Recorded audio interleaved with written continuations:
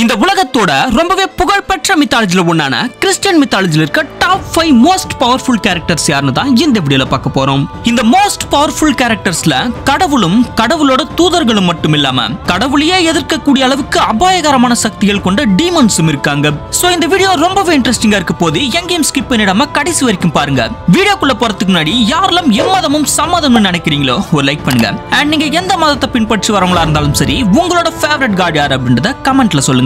Subscribe பண்ணாதவங்க சேனலை subscribe பண்ணி முக்கியமான பெல் ஐகானை ஆல்ல போட்டுக்கோங்க. அண்ட் இப்போ வாங்க வீடியோக்குள்ள போலாம்.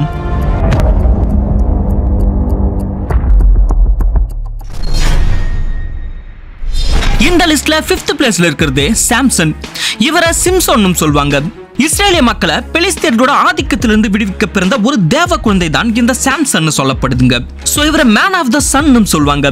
இந்த சாம்சன் ஒரு சிங்கத்தையே வெறும் கைகளால வீழ்த்தக்கூடிய அளவுக்கு ரொம்பவே பலமிக்க வாரியரா இருந்திருக்காரு. இஸ்ரேலிய மக்களுக்கு எதிராக இருந்த ஆயிரக்கணக்கான பெலிஸ்தியர்களை கொன்னு குவிச்சிருக்காரு. சாம்சனோட பலமே அவரோட தலைமுடிதான் சொல்லப்படுது. ஒரு முறை சாம்சன் டெலேலா அப்படின்ற ஒரு பெலிஸ்திய பெண்ணை காதலிச்சிருந்திருக்காரு. இந்த விஷயம் தெரிஞ்ச பெலிஸ்தியர்கள் டெலேலாக்கு 1000 வெள்ளிக்காசுகள் கொடுத்து சாம்சன் பலத்தோட ரகசியத்தை தெரிஞ்சுக்க சொல்லி அனுப்பியிருக்காங்க. டெலேலாவும் அதை வாங்கிக்கிட்டு சாம்சனோட ரகசியத்தை தெரிஞ்சுக்க எவ்வளவோ முயற்சிகள் செஞ்சிருக்கா. ஆனா அவளால கண்டுபிடிக்கவே முடியல. பிறகு ஒரு நாள் சாம்சன் டெலேலா கிட்ட சொல்றாரு, என்னோட மொத்த பலமே என்னோட முடிதான், அது மூலமா தான் கடவுள் எனக்கு பலத்தை கொடுக்கிறாரு அப்படின்ற ரகசியத்தை சொல்லிடுறாரு. இத டெலேலா மூலம் தெரிஞ்சுக்கிட்ட பெலிஸ்தியர்கள் சாம்சனோட முடியை வெட்டி அவரை பலவீனமாக்கி அவங்களோட கடவுளுக்கு நரபலி கொடுக்க பார்ப்பாங்க. அந்த சமயத்துல சாம்சன் கடைசியா ஒரு முறை கடவுள் கிட்ட பலம் தர சொல்லி வேண்டி திரும்பவும் பலம் பெற்று சுமார் 3000 பெலிஸ்தியர்களை கொன்னு குவிச்சிட்டு கடைசியில அவரும் இறந்துட்டு இருக்காரு. 4th பிளேஸ்ல இருக்கிறது மோசஸ். மோசஸ் இறைவனோட புனிதமான தூதர்கள்ல ஒருத்தர். அண்ட் இவரை தான் இஸ்லாம்ல மூசா நபின்னு சொல்றாங்க. இவர் வாழ்ந்த காலகட்டத்துல எகிப்து தேசத்தை ஃபிரோன் அப்படின்ற ஒரு மோசமான கொடுங்கோல் அரசன் ஆண்டு வந்தான். ஒரு முறை மோசஸ் ஃபிரோன் அடிமைப்படுத்தி வச்சிருந்த ஆயிரக்கணக்கான பனு இஸ்ரேல் மக்களை விடுவிச்சு வேற நாட்டுக்கு கூட்டிட்டு போவாரு. அப்ப ஃபிரோன் அவங்க எல்லாரையும் கொன்னுடணும்னு அவனோட படையை கூட்டிட்டு அவங்கள பின்தொடர்ந்து வருவான். ஒரு கட்டத்துல முன்னாடி கடல், பின்னாடி ஃபிரோனும் அவனோட படையும் நெருங்கும் போது மோசஸ் அவர் கையில வச்சிருந்த கைத்தடியை உயர்த்துவாரு. அடுத்த நொடிய ஆர்ப்பரிச்சுக்கிட்டு இருந்த அந்த கடலே 2ஆ பிளந்து அவங்களுக்கு வழிவிடும்.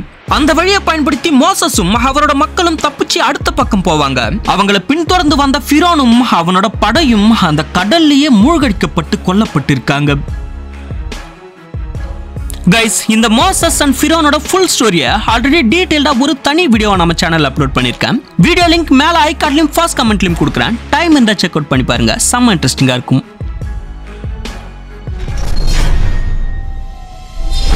தேர்ட் பிளேஸ்ல இருக்கிறது லூசிஃபர்.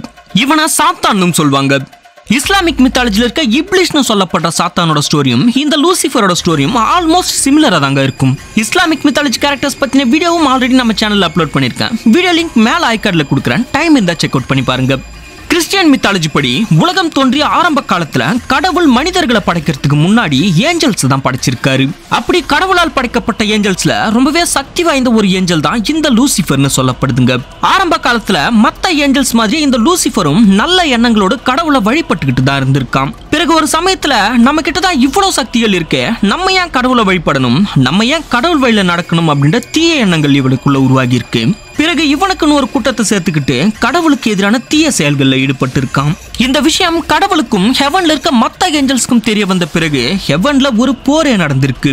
அப்போ மைக்கேல்னு சொல்லப்படுற ஒரு நல்ல ஏஞ்சல் தலைமையில மத்த ஏஞ்சல்ஸ்லாம் சேர்ந்து இந்த லூசிஃபரை தோற்கடிச்சு ஹெவன்ல இருந்தே வெளியேற்றிட்டு இருக்காங்க. பிறகு லூசிஃபர் என்னோட இந்த நிலைமைக்கு காரணம் கடவுள் தான் சொல்லி கடவுளை பழி வாங்குற விதமா கடவுள் உருவாக்குற நல்ல விஷயங்கள் எல்லாத்தையும் கெடுத்து மக்கள் மனசுல தீய எண்ணங்களை விதைச்சு அவங்களை கடவுளுக்கு எதிராக செயல்பட வச்சு கடைசியில அவங்க எல்லாரையும் நரகத்துக்கு கொண்டு போறதுதான் இந்த லூசிஃபரோட முக்கிய குறிக்கோளா கொண்டு செயல்பட்டு வரான்.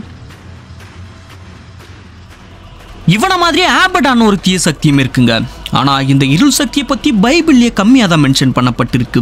பட் ஆபடானும் காட்ஸ் கிரியேஷன் அப்படின்றதால இவங்கிட்டயும் எக்கச்சக்கமான சூப்பர் பவர்ஸ் இருக்கும்னு நம்பப்படுது. அண்ட் இவனோட அப்பியரன்ஸை பார்க்க சிவந்த கண்கள், கூர்மையான பற்கள், தலையில 2 கொம்போடு பார்க்கவே பயங்கரமா இருப்பான்னு சொல்லப்படுது. அண்ட் சில குறிப்புகள் படி Abaddon one of the most feared super பீயிங்னும் மத்த ஏஞ்சல்ஸ் அண்ட் டீமன்ஸ்லாம் இவனோட பேரை சொன்னாலே பயந்து நடுங்குவாங்கன்னு குறிப்பிடப்பட்டிருக்கு.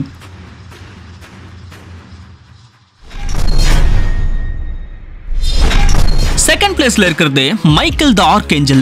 கிறிஸ்டியன் மித்தாலஜி படி மைக்கேல் தான் கடவுளால் உருவாக்கப்பட்ட ஒன் ஆஃப் த பியூர் ஏஞ்சல்னு நம்பப்படுதுங்க. மைக்கேலோட அப்பியரன்ஸை பார்க்கவே மனித உருவத்துல பெரிய ரெக்கைகள் கொண்டிருப்பார்னும் அந்த ரெக்கைகள் சூரியனுக்கு நிகரான வெளிச்சத்துல மின்னக்கூடியதுன்னு சொல்லப்படுது. மைக்கேல் ஆர்மி ஆஃப் த காட்ஸ்னு சொல்லப்படுற கடவுளோட சோல்ஜர்ஸ் லீட் பண்ற சீஃப் கமாண்டரா இருக்காரு.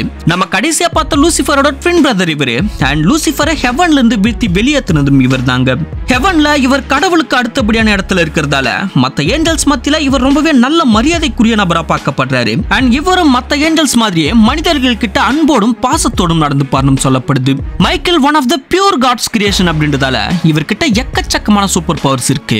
கிறிஸ்டியன் மித்தாலஜி படி இறந்த ஆன்மாக்களோட இறுதி தீர்ப்புல அவங்களோட பாவ புண்ணிய கணக்கெடுப்பு படி சொர்க்கத்துக்கும் நரகத்துக்கும் அனுப்புற முக்கிய பொறுப்பும் இவரோடது தான் நம்பப்படுது.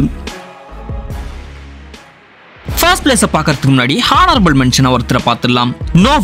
நோவா இறைவனோட புனிதமான தூதர்கள் ஒருத்தர். கிறிஸ்டியன் மித்தாலஜி படி முன்னொரு காலத்துல பூமியோட ஜனத்தொகை பல மடங்கு அதிகரிச்சதால மக்கள் ஒருத்தர் அடிச்சுக்கிட்டு பாவங்களும் குற்ற செயல்களும் பல மடங்கு அதிகரிச்சுக்கிட்டே இருந்திருக்கு. இதெல்லாம் பார்த்த கடவுள் பூமியில தான் உருவாக்கின யாருமே நம்ம நினைச்ச மாதிரி அன்போடும் பாசத்தோடும் வாழாம அதிகபட்சம் பாவங்களை மட்டுமே செஞ்சு வாழ்ந்து வந்ததால மிகுந்த வேதனை அடைஞ்சி தான் உருவாக்கின எல்லா உயிரினங்களையும் மொத்தமா அழிக்கணும்னு முடிவு பண்றாரு. ஆனா அப்ப பூமியில வாழ்ந்து வந்த மனிதர்கள்லயே நோவா அப்படின்ற ஒருத்தர் மட்டும் யாருக்கும் எந்த தீங்கும் செய்யாம எந்த பாவ செயல்களிலும் ஈடுபடாம எல்லா மனிதர்களிடையும் அன்போடும் பாசத்தோடும் வாழ்ந்து வந்திருக்காரு.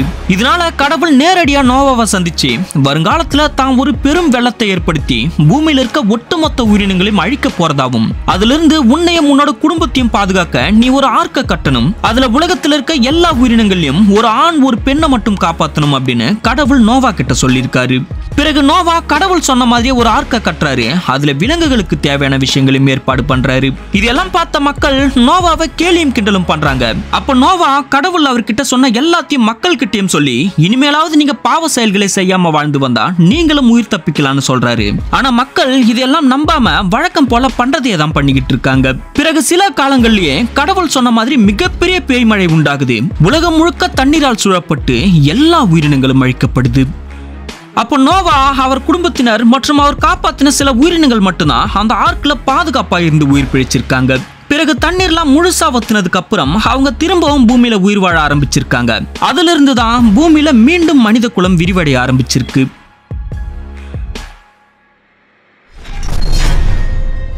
ஃபைனலா இந்த லிஸ்ட்ல ஃபர்ஸ்ட் பிளேஸ்ல இருக்கிறது ஜீசஸ் மனிதர்களோட பாவங்களை தீர்க்க பூமியில அவதரிச்ச கடவுள் அப்படின்னும் கடவுளோட அவதாரமா பூமியில வாழ்ந்தார்னும் சொல்லப்படுது.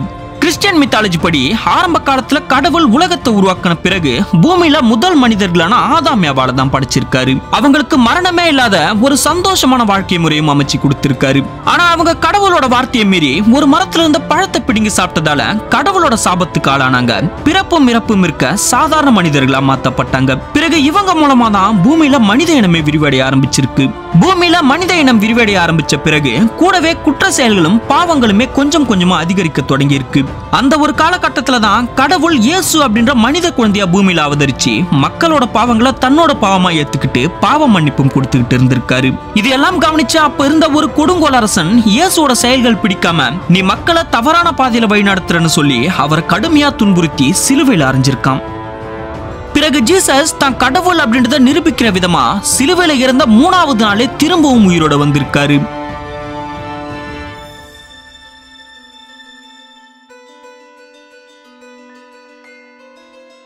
ஓகே கைஸ், இதோட இந்த வீடியோ முடிஞ்சது. பட் இந்த சீரியஸ் இன்னும் முடியல. பிகாஸ் இந்த வீடியோக்கு எவ்வளவு சப்போர்ட் கிடைக்குது அப்படின்றத பொறுத்து அடுத்து Greek mythology, Egypt and Norse mythology இருக்க மோஸ்ட் பவர்ஃபுல் காட்ஸ் பத்தின வீடியோஸும் போடலாம்னு இருக்கேன். சோ வீடியோ பிடிச்சிருந்தா ஒரு லைக் பண்ணி 4 கமெண்ட்டை போட்டு விடுங்க. அண்ட் அப்படியே உங்களோட ஃப்ரெண்ட்ஸ் அண்ட் ஃபேமிலிக்கும் ஷேர் பண்ணி சப்போர்ட் பண்ணுங்க. அடுத்த வீடியோல பார்க்கலாம்.